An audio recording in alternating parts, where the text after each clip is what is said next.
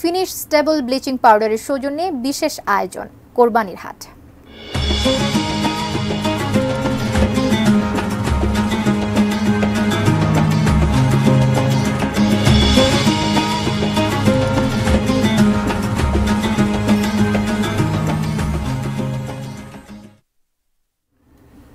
শেষ সময়ে দিয়াবাড়ি হাটের বেচা কেনার অবস্থা জানতে সরাসরি যুক্ত হচ্ছে সহকর্মী শফিকুল হকের সঙ্গে।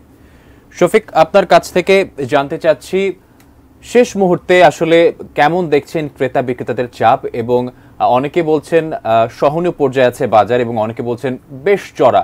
আপনি কি দেখতে পাচ্ছেন, জানাবেন আমাদের বিস্তারিত। আকাশ, এখন সহনীয় বা চড়া সেই প্রসঙ্গে না গিয়ে যদি আপনাকে বলি যে রাত পোহালে ঈদ এবং এই শেষ সময়ে যারা আসলে অপেক্ষা করেছিলেন এতদিন যে কিছুটা দাম পড়লে একেবারে কুরবানির আগের দিনে যারা গরু কিনবেন তাদের জন্য দুঃসংবাদ দিতেই হচ্ছে। আমরা এখন রয়েছি রাজধানীর দিয়াবাড়ি হাটে। আমরা বিকেল থেকে এই হাটে অবস্থান করছি এবং যে অবস্থা দেখতে পাচ্ছি এখন যেই পরিমাণ ক্রেতা হাটে রয়েছে সেই পরিমাণ গরু কিন্তু নেই, এবং যেই গরুগুলো রয়েছে তার মধ্যে বেশিরভাগই আমরা দেখেছি বড় আকারের যে গরুগুলো সেই গরুগুলো হাটে দেখা যাচ্ছে। এর বাইরে যদি বলি যে গতকাল রাত বা আজকে সকালের দিকে কিন্তু প্রচুর বেচাকিনা হয়েছে, হাটগুলো জমজমাট অবস্থায় ছিল। এখন আসলে হাটের ছবিটি হয়তো দেখতে পাবেন যে দিয়াবাড়ি রাজধানীর উত্তর সিটি কর্পোরেশনের যেই অন্যতম একটি বড় হাট, এই হাটে আসলে একেবারেই ফাঁকা দেখা যাচ্ছে। অল্প কিছু গরু হাটে অবশিষ্ট রয়েছে এবং সেগুলো আসলে দরদাম করে ক্রেতারা যে কিনবেন, ক্রেতারাও আসলে অনেকটা হতাশার কথা বলছেন, কারণ যেই দাম আসলে ব্যাপারীরা চাচ্ছেন সেই দাম আসলে গরুর না।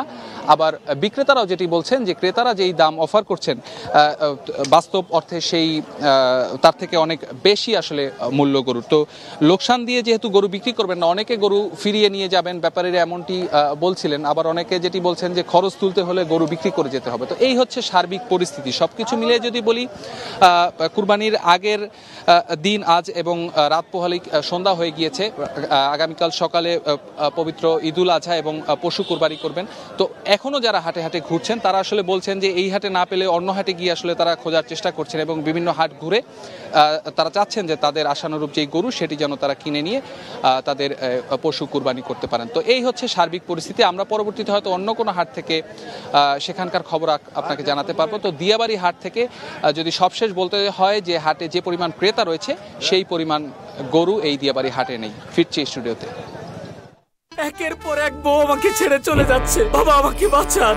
ছোট বড় বড় এই নে ফিনিশ। আপনার ঘর বাড়ি ও আঙ্গিনার সকল কীট পতঙ্গ ধ্বংস করে।